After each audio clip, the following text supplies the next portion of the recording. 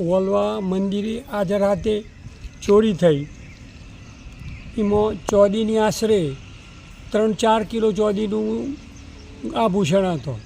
વત્તા માતાજીને સોનાની નથણીઓ હતી, 2 નથણીઓ હતી, એ લઈ ગયા. વત્તા દાનપેટી તોડી છે.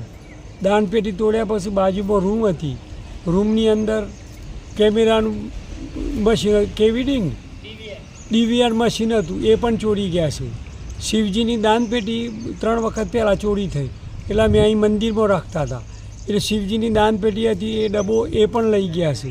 વત્તા બીજા 2 નાની નાની દાનપેટીઓ હતી મંદિરના અંદર મૂકેલી, એ લઈ ગયા છે. આ વખત 12-13 વર્ષની સામાન મંદિરનો હતો, જે માતાજીનો આભૂષણો, એમાં કંઈ પણ કશું રહ્યું નથી.